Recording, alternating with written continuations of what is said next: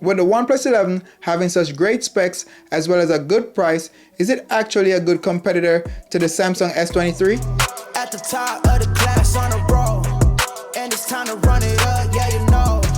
Maxed out, put the pedal to the floor, ayy, on the road. What's up guys, it's Ryan here with another video, and today I'm going to be comparing the OnePlus 11 to the Samsung S23. So if you're new here, smash that subscribe button and turn on post notifications so you don't miss my next video. So the OnePlus 11 and the Samsung S23 are both flagship devices for their respective companies, and it's very hard for me not to compare them when they're aimed at the same consumers. The Samsung S23 is the cheaper of the Samsung flagship phones, coming in at $799, which I think is a pretty good price. On the other hand, the OnePlus 11 is the top of the line device from OnePlus, but the price makes it a very good contender to the Samsung S23. The OnePlus 11 is definitely cheaper, coming in at $699, which I also think is a good price. And the performance that you get from both of these flagship phones are pretty astonishing. But before we get into the specs, let's clear the table and make a few things clear. Even though these two phones are similar in specs, they are very different in size. The Samsung S23 is much smaller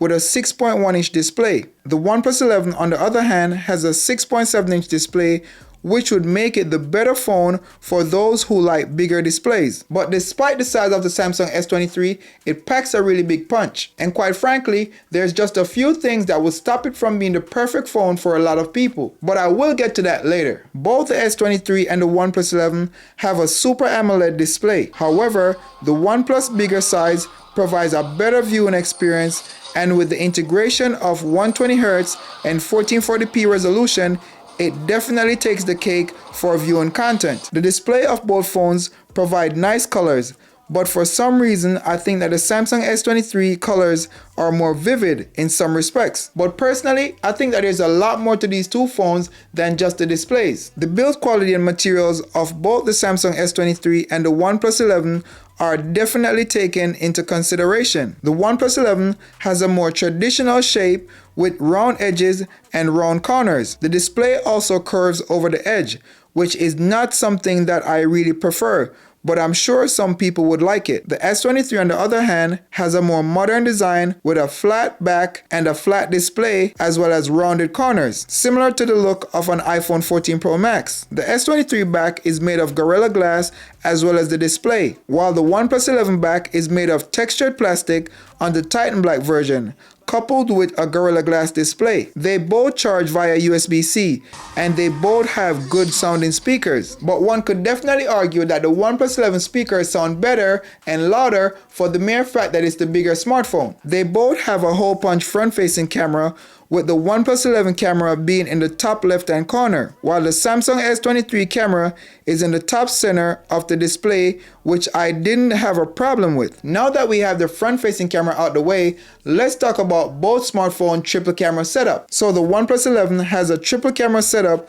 that is enclosed in a circle, in which Hasselblad helped OnePlus to develop, while the S23 has a traditional triple camera setup which runs along the top left side of the phone. Pretty typical of Samsung phones. What is interesting to me is the camera specs. So the OnePlus 11 has some crazy megapixel numbers, but the results are not so big. So the OnePlus 11 camera setup includes a 50 megapixel f1.8 main camera, which is binned down to 12 megapixel, a 48 megapixel f2.2 ultra wide camera, and a 32 megapixel f2.0 telephoto camera, while the S23 has a 50 megapixel wide camera at f1.8, a 10 megapixel telephoto at f2.4, and a 12 megapixel ultra wide at f2.2. But when you take a look at the pictures, you clearly see that the S23 pictures are better.